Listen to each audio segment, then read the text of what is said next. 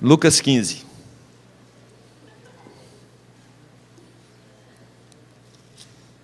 Lembrando que estamos expondo as parábolas, né? E hoje nós vamos trabalhar especificamente essa parábola que está na página 85 do Novo Testamento. A partir do versículo de número 11 até o 31, quero convidar você para acompanhar a leitura que farei desse texto. Continuou: certo homem tinha 2 filhos, o mais moço deles disse ao pai: Pai, dá-me a parte dos bens que me cabe. E ele lhes repartiu os haveres. Passados não muitos dias, o filho mais moço, ajuntando tudo o que era seu, partiu para uma terra distante, e lá dissipou todos os seus bens, vivendo dissolutamente. Depois de ter consumido tudo, sobreveio àquele país uma grande fome, e ele começou a passar necessidade. Então, ele foi e se agregou a um dos cidadãos daquela terra, e este o mandou para os seus campos a guardar porcos. Ali, desejava ele fartar-se das alfarrobas que os porcos comiam, mas ninguém lhe dava nada. Então, caindo em si, disse: quantos trabalhadores de meu pai têm pão com fartura, e eu aqui morro de fome. Levantar-me-ei, irei ter com o meu pai, e lhe direi: Pai, pequei contra o céu e diante de ti, já não sou digno de ser chamado teu filho. Trata-me como um dos seus trabalhadores. E levantando-se, foi para o seu pai. Vinha ele ainda longe, quando seu pai o avistou e, compadecido dele, correndo, o abraçou e beijou. E o filho lhe disse: Pai, pequei contra o céu e diante de ti, já não sou digno de ser chamado teu filho. O pai, porém, disse aos seus servos: Trazei depressa a melhor roupa, vestiu, ponde-lhe um anel no dedo e sandálias nos pés. Trazei também e matai um novilho cevado, comamos e regozijemo-nos, porque esse meu filho estava morto e reviveu, estava perdido e foi achado. E começaram a regozijar-se. Ora, o filho mais velho estivera no campo, e quando voltava, ao aproximar-se da casa, ouviu a música e as danças. Chamou um dos criados e perguntou-lhe: que era aquilo? E ele informou: veio teu irmão, teu pai mandou matar o novilho cevado, porque o recuperou com saúde. Ele se indignou e não queria entrar. Saindo, porém, o pai procurava conciliá-lo. Mas ele respondeu a seu pai: há tantos anos que te sirvo, sem jamais transgredir uma ordem tua, e nunca me deste um cabrito sequer para alegrar-me com os meus amigos. Vindo, porém, esse teu filho, que desperdiçou os teus bens com meretrizes, tu mandaste matar para ele um novilho cevado. Então lhe respondeu o pai: meu filho, tu sempre estás comigo, tudo que é meu é teu. Entretanto, era preciso que nos regozijássemos e nos alegrássemos, porque esse teu irmão estava morto e reviveu, estava perdido e foi achado. Oremos. Querido Deus, nós te agradecemos porque quando nos ajuntamos aqui na tua casa, queremos adorar o teu nome com cânticos, queremos celebrar a comunhão, queremos ter os nossos pecados perdoados, mas também queremos nos alimentar da tua palavra. O texto está aberto, será exposto, e a nossa oração, Deus, é para que ele seja exposto com fidelidade, para que o teu povo saia daqui, Deus, cheio de ti, para que o teu povo saia daqui, Deus, orientado, norteado pelas Sagradas Escrituras. Essa é a nossa oração, no nome de Jesus. Amém. Meus queridos, nós vivemos uma relação social que muitas vezes queremos tirar o máximo de proveito de uma situação. Temos acompanhado todo esse esquema de corrupção, não só na Petrobras, mas de uma maneira geral, com empreiteiras e a relação delas com o governo. E a gente percebe que, tanto na política quanto em outros ambientes sociais, pessoas que deveriam estar lutando pelo direito dos outros acabam tirando proveito pessoal daquela posição ou daquela situação. Mas isso também acontece no nosso núcleo familiar. É tão triste quando você percebe que na sua relação conjugal existe um tentando tirar proveito do outro, um tentando tirar vantagem do outro, ou talvez na relação de filhos com seus pais, ou de netos com seus avós. Quando você, para ganhar o carinho do seu neto, você precisa chantageá-lo, ou você precisa oferecer alguma coisa, algum objeto, ou algum dinheirinho para ganhar um beijinho dele. Isso revela o quanto o nosso coração tem uma inclinação para tirar proveito nas relações, quer seja quais forem. E nós estamos diante de um texto que está falando sobre isso. Os teólogos concordam que essa é uma das mais belas parábolas de Jesus. E essa parábola ela está inserida num contexto que nos chama muita atenção. É um contexto de perdição. Você tem uma ovelha que se perdeu, eram 100 ovelhas, se perdeu uma e o pastor foi buscá-la de volta. Depois você tem a parábola das dracmas ou das moedas perdidas, que eram 10 moedas, a mulher perde uma e vai em busca dessa uma moeda perdida. E agora você tem a parábola do filho, que eram 2, e você tem um que se perde dissolutamente. Esse texto aqui, ele está inserido também num contexto onde Jesus estava lidando com 2 grupos. Você tem o primeiro grupo, que eram os líderes religiosos da época, um grupo, um time, que estava sempre ali em volta de Jesus, tentando miná-lo, tentando prejudicar o seu ministério, tentando colocar à prova tudo aquilo que ele ensinava. Os fariseus e os escribas eram os doutores da lei, e eles não concordavam que Jesus era o Salvador, o Messias, o Filho de Deus. Então eles tinham uma missão muito direta, enfática, que era minar o ministério de Jesus, e eles estão provocando Jesus, dizendo que Jesus era um fanfarrão, porque ele estava sempre rodeado por pecadores, por pessoas que eram marginalizadas pelos espirituais, pelos religiosos da sua época. Jesus é chamado por esse grupo de beberrão, de comelão. Então, os líderes religiosos daquele tempo, eles não conseguiam identificar Jesus como Messias pela proximidade de Jesus com os pecadores daquele tempo. E por isso eu quero propor o seguinte tema para pensarmos nessa manhã: amando os bens do Pai. Amando os bens do Pai. Nós temos 3 figuras e vamos tratar de cada uma delas. A primeira é o filho pródigo. Esse indivíduo que, quando nós lemos essa parábola, talvez é ele que mais chama atenção, porque ele tem uma sequência de atitudes que mostra irresponsabilidade, que mostra egoísmo, que mostra desrespeito e desonra para com o seu pai.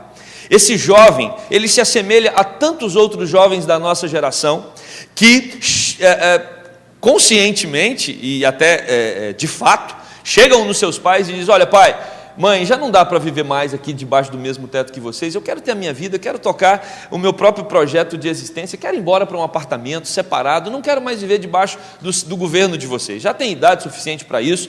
Até que uma atitude dessa não parece tão agressiva, mas o que esse jovem cometeu foi algo muito mais agressivo, porque ele vira para o seu pai e diz assim: pai, eu sei que eu tenho parte na herança que me cabe dos bens que o Senhor tem. Eu sei que metade de tudo que o Senhor tem é meu.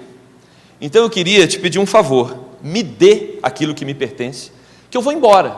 Eu quero ir para uma terra distante, quero tocar a minha vida do meu jeito.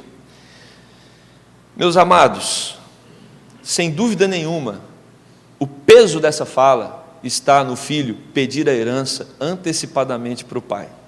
Os comentaristas vão dizer que o que esse menino está fazendo é matando o seu pai antecipadamente.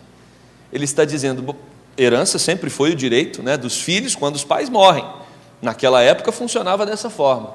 Então o que esse garoto faz? Ele pede a sua parte antes do seu pai falecer. Ele está dizendo: para mim, pai, o senhor morreu, eu quero viver a minha vida sem ter nenhuma ligação com o senhor, e a última coisa que eu tenho em relação ao senhor são os bens que um dia eu vou herdar. Então o senhor poderia, por favor, antecipar a minha herança, que eu quero tocar a minha vida, tocar o meu projeto sozinho.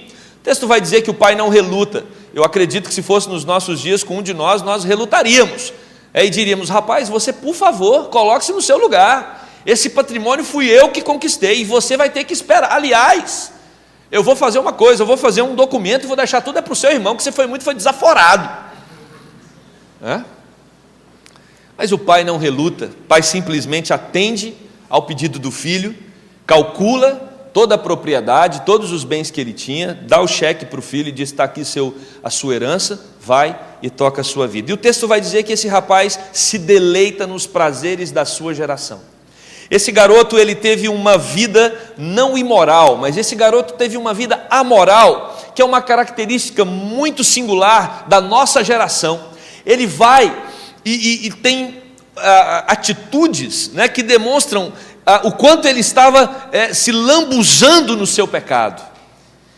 Cercado por amigos, cercado por meretrizes, ele se deleita enquanto tem os recursos financeiros que havia tomado do seu pai. E o texto diz que os recursos vão acabando, irmão. Se tem uma coisa que o pecado tem poder para fazer, é acabar com o seu patrimônio. Quantas histórias já ouvimos a respeito disso, né? E foi acabando com o patrimônio daquele rapaz ao ponto dele não ter mais recurso nenhum.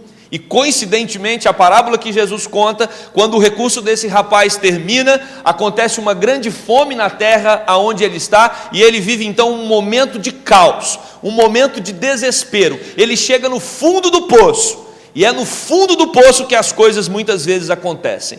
E ali, quando ele estava cuidando de porcos, e eu não sei o que significa isso para você, mas para um judeu, alguém da linhagem de Israel, cuidar de porcos era o maior sinal de humilhação que o indivíduo poderia passar, porque o porco era reconhecido pelo judeu, e ainda é, como um animal impuro. Então ele estava tratando dos porcos, e o texto, para enfatizar o sofrimento desse rapaz, diz que ele desejava comer as alfarrobas dos porcos, o alimento dos porcos, ele almejava, porque a fome dele era tanta, e ele não podia fazer isso. O chefe havia dito que a comida do porco era do porco, não era para ele se alimentar dela, mas o texto diz que a fome dele era tal, que ele queria comer daquilo. Então esse garoto, ele está em completo desespero, e eu tenho um primeiro recado para você.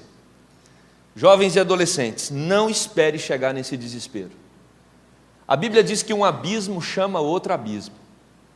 A vida sem Cristo é uma vida onde nós vamos nos aprofundando no pecado, o pecado vai nos laçando, vai nos tragando, e quando você perceber, você vai estar todo rodeado por práticas que você vai ter muita dificuldade de sair delas.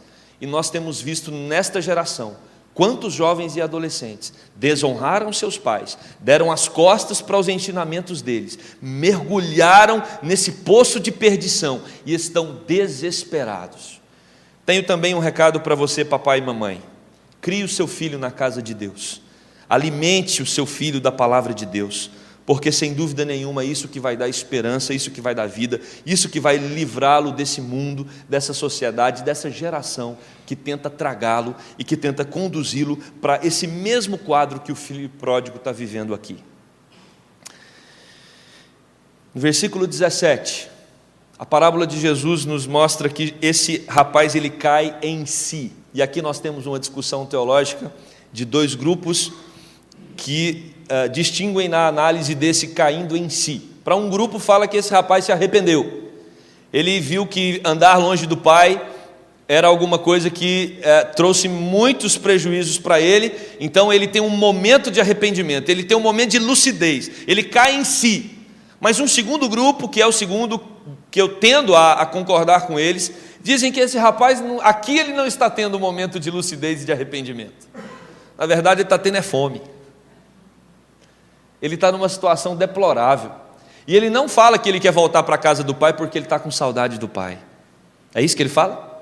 Não, ele não está com saudade do pai, ele está com fome, e ele compara a comida dos porcos. Eu estou aqui querendo comer o alimento dos porcos, enquanto muitos dos trabalhadores do meu pai têm o que comer. Ele quer resolver um problema de necessidade básica para a sobrevivência. Muitas pessoas que estão no fundo do poço, elas olham para Deus, não para ter alegria em Deus, mas para que Deus resolva os seus problemas. E eu acredito que o ponto de partida para conduzir esse rapaz de volta para a casa do pai foi exatamente essa tentativa de suprir as suas necessidades básicas. E ele diz: eu vou chegar lá diante do meu pai, vou dizer que eu errei, que eu pequei contra os céus, e que ele não precisa me tomar mais como seu filho, mas que ele permita que eu seja pelo menos um dos seus trabalhadores, porque eu preciso comer. E ele vai então em direção à casa do pai. E quando ele chega diante do pai, nós temos agora o segundo personagem do texto, que é o pai. Ele está o aguardando. O pai o aguarda não na dúvida, será que ele vem, será que ele não vem? O pai aguarda porque o pai tem certeza que ele vai voltar. E aí nós precisamos conectar essa parábola às outras. Quem vai atrás da ovelha perdida? O pastor. Quem vai atrás da moeda perdida? A mulher. Quem vai atrás do filho perdido? O pai. O pai está aguardando o filho porque ele tem certeza que o filho vai voltar, porque ele conhece o seu filho. Ele conhece o seu filho, e o texto diz que o pai está na expectativa, ele está atento, olhando na estrada, bem longe. A qualquer momento ele sabe que o seu filho vai apontar ali. E o texto diz que num determinado momento, quando o pai vê o seu filho, o pai corre na direção do filho. Meus amados, nós estamos tratando de um ancião, e no contexto judaico, o ancião não saía correndo. Alguns comentaristas vão dizer que o pai saiu correndo porque a notícia daquele filho ter tomado a sua herança gerou uma revolta, não só na estrutura familiar, mas também em toda a vila. Provavelmente, se aquele jovem retorna para a casa do pai, sem nenhuma escolta, sem nenhuma proteção, ele estava correndo o risco de ser apedrejado pela vila, porque o que ele fez foi um absurdo, foi uma desonra imperdoável.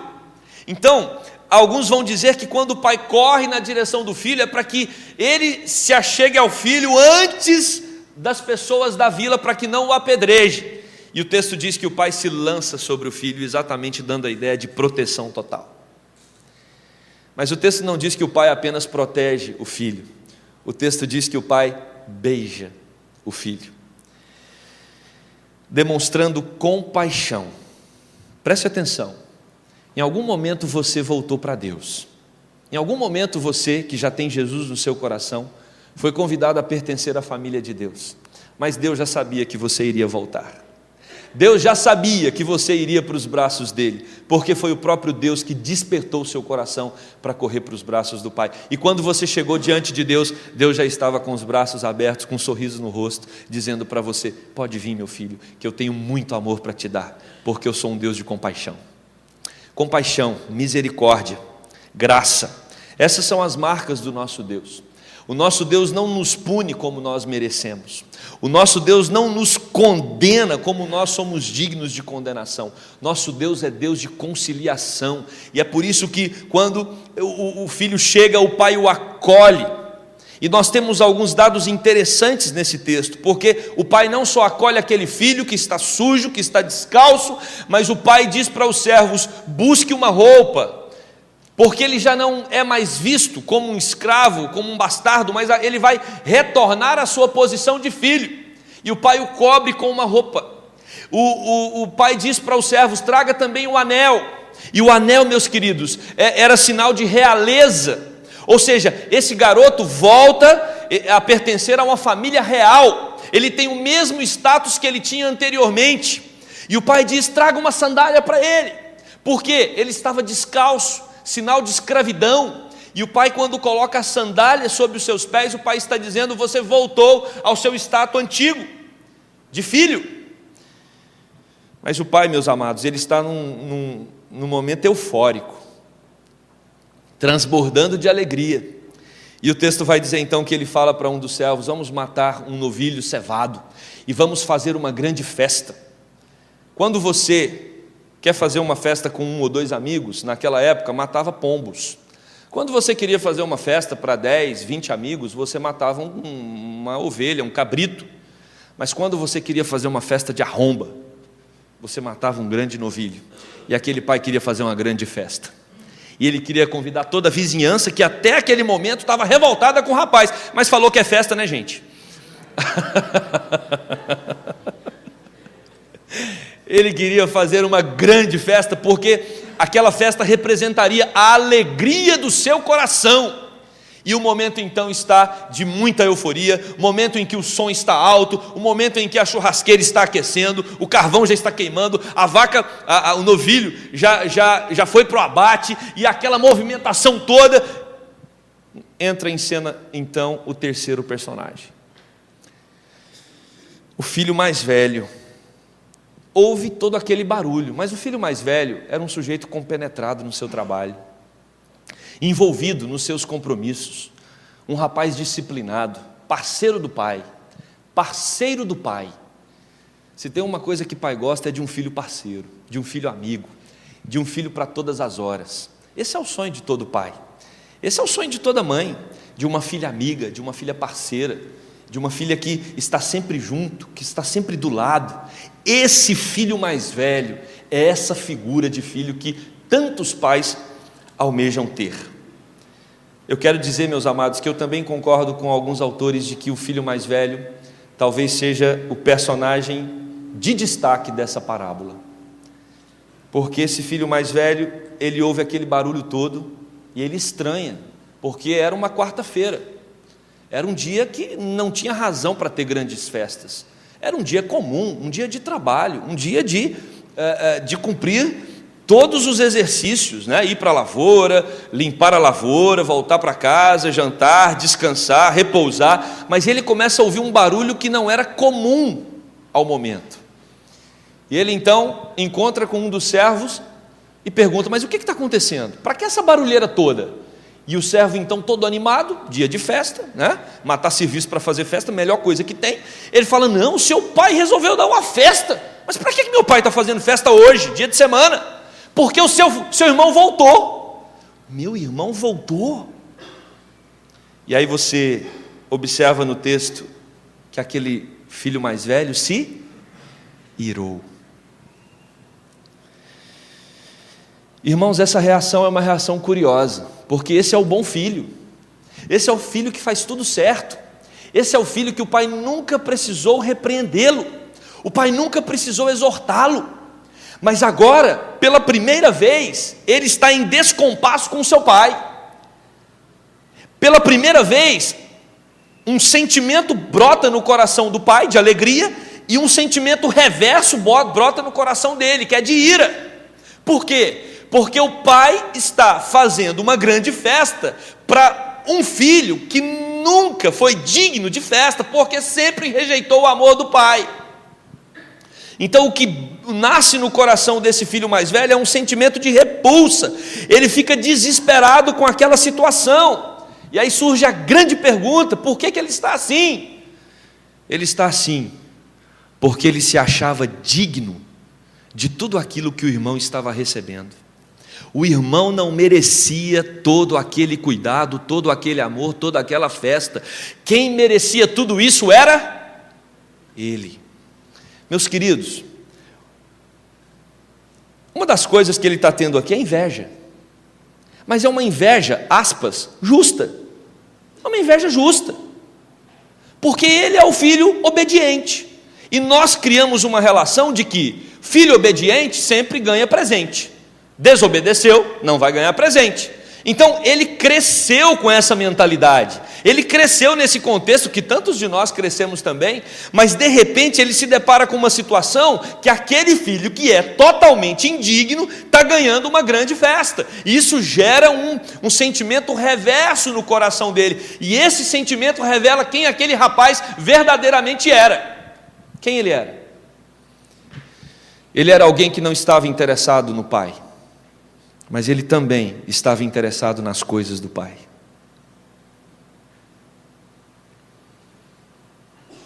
Ele não amava o pai, ele cuidava das coisas do pai porque as coisas do pai eram dele. Aliás, sabe por que ele estava bravo também? Vamos para uma conta simples. Existe um pai com 2 filhos, um pediu a parte da sua herança, ok? Foi embora, gastou tudo, sobrou 50%. De quem era esse 50%? Do filho mais velho. O pai estava fazendo festa com o novilho de quem? Do filho mais velho. Então o filho mais velho está revoltado porque o pai está tomando daquilo que ele não tinha direito, porque não lhe pertencia mais, pertencia a ele, filho mais velho, e fazendo uma grande festa às custas dele. O coração desse rapaz não está em Deus, o coração desse rapaz não está no pai, o coração desse rapaz está nas coisas do pai. Ele não amava o pai, ele criou uma relação: quem é bom, merece, quem não é bom, não merece. Só que Jesus quer ensinar com essa parábola que essa não é a matemática do reino de Deus. Na matemática do reino de Deus, ninguém merece. E esse jovem não entendia isso. Tem muitas pessoas dentro da igreja que acham que são mais merecedoras que outros. Porque eu trabalho, porque eu faço, porque eu me envolvi, porque eu estou no quadro da história dessa ou daquela igreja, porque eu fui alguém que participou do lançamento da pedra fundamental da catedral, não tem como, né? Porque meu pai, porque eu sou a 5ª geração dentro da denominação, por que nada? Nada que você faz na igreja, prestem atenção, nada que você faz na igreja, nada te torna mais do que qualquer outro.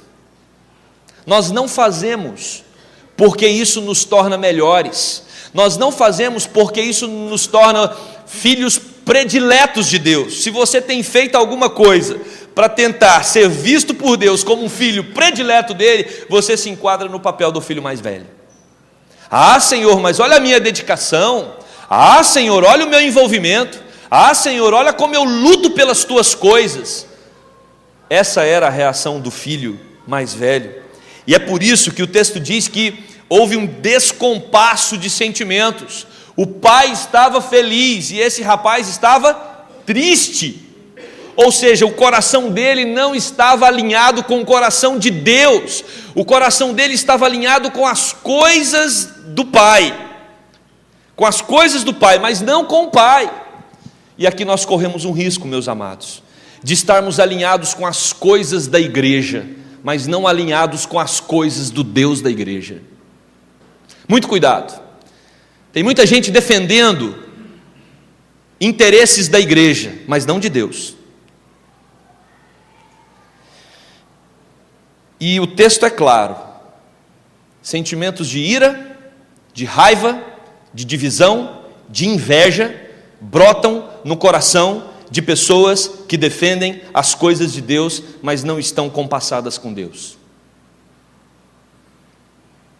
Não estão compassadas com Deus. Se esses elementos estão no seu coração, você precisa tratar. Se tem alguma coisa que gera ira em você, indisposição em você, isso revela que o seu coração precisa ser tratado, porque às vezes você achava que deveria ser mais ouvido. Gente, você achava que deveria ser melhor tratado.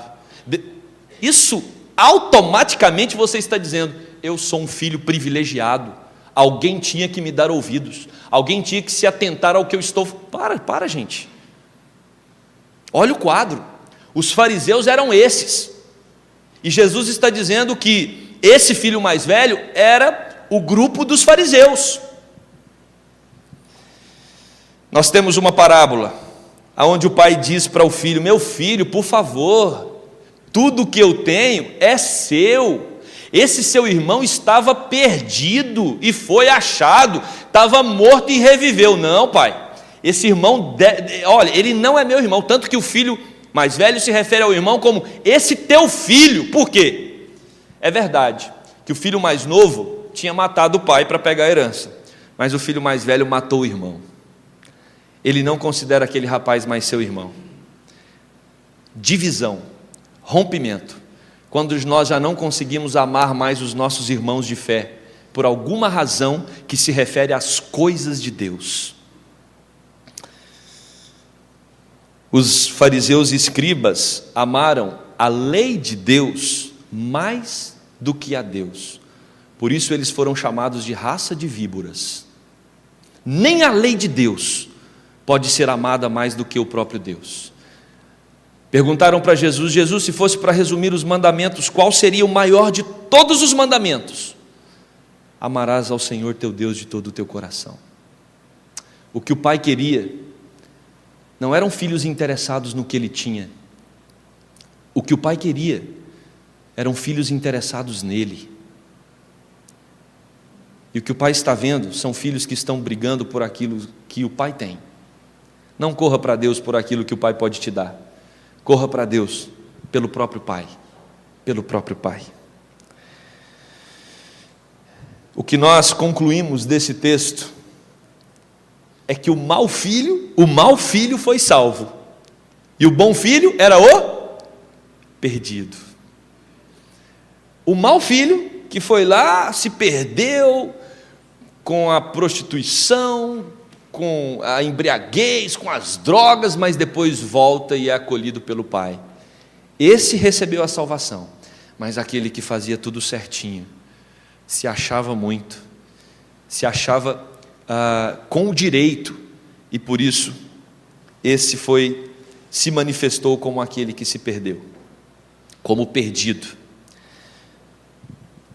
A autoimagem do filho mais velho era dele mesmo e não de Cristo.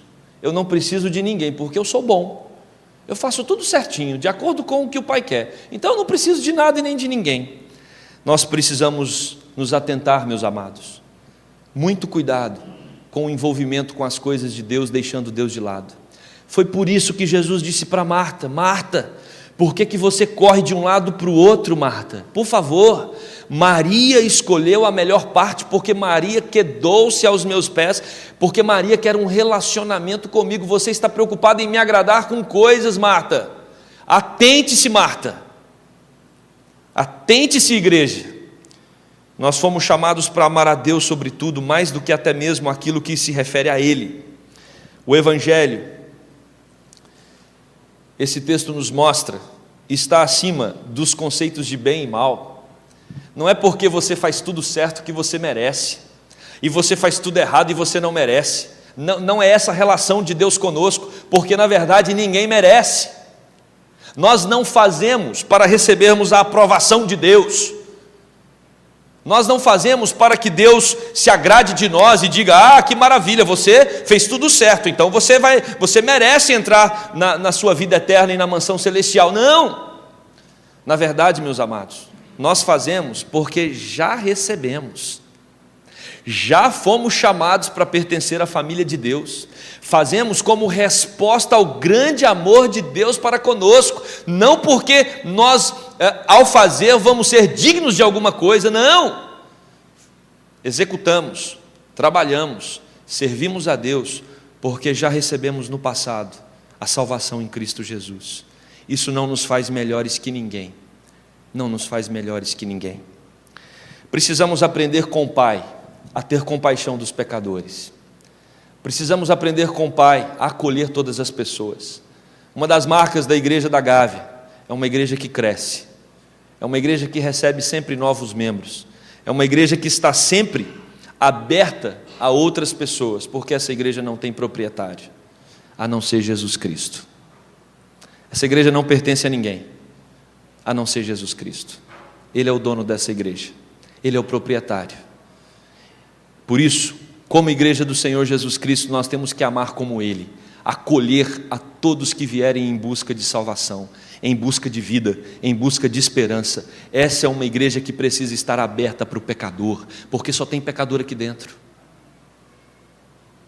E é assim que nós devemos nos considerar, pecadores que foram lavados e remidos pelo sangue de Jesus, e tiveram as suas vidas transformadas, e precisam cumprir a missão, que é continuar anunciando essas boas novas a tantos outros.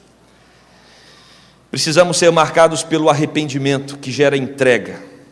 O Pai não está interessado no seu serviço, o Pai não está interessado se você é um filhinho obediente, o Pai está interessado enquanto você o ama. E aí você vai obedecer, não para receber a aprovação dele, você vai obedecer porque você o ama. E é totalmente diferente. Você pode ter um filho que te obedece porque ele não quer ter dor de cabeça com você. Ele não quer confronto com o pai e com a mãe, então ele obedece. E você pode ter um filho que te obedece porque ele te ama. E ele sabe que aquilo que você está instruindo é o melhor para a vida dele. E você que é pai e você que é mãe sabe que isso faz toda a diferença. O que Deus quer são filhos que o amem acima de todas as coisas. E por isso obedecem. Que o Santo Espírito de Deus nos capacite a ser esses filhos que amam a Deus e por isso obedecem. E não como o filho mais velho, que porque faz tudo certinho, acha que é digno de alguma coisa. Que Deus tenha misericórdia de nós e que Deus nos ajude a termos um coração arrependido, que volta para o Pai e se entrega completamente a Ele. Amém? Vamos orar. Querido Deus, como é fácil nós nos perdermos em tantos afazeres religiosos. Como é fácil nós lutarmos pelas coisas do Senhor e esquecermos do Senhor. Como é fácil nós querermos a aprovação do Senhor e a aprovação dos outros e deixarmos de lado uma relação baseada no amor, amor sincero, amor verdadeiro. Querido Deus, direcione os nossos corações, nos ajude a Te amar acima de todas as coisas. Nos ajude, Deus, a não ter essa sensação, esse sentimento de que nós somos merecedores de alguma coisa, porque sempre fomos filhos comportados. Jamais, Deus. A Tua palavra nos deixa muito claro que todos são pecadores e carecem da graça, da glória de Deus. Que tenhamos essa consciência de que tudo o que fazemos, de que tudo o que executamos e que realmente agrada ao Senhor é porque é fruto do Teu Espírito. Então não gera glória nenhuma para nós. Deus, que o Senhor nos dê cada vez mais a consciência de que precisamos servir, de que precisamos trabalhar, mas não para somarmos méritos ao nosso favor, não, mas porque fomos chamados, comprados, lavados pelo sangue de Jesus para isso. Que o Senhor nos dê essa consciência a cada dia mais. Oramos no nome de Jesus. Amém.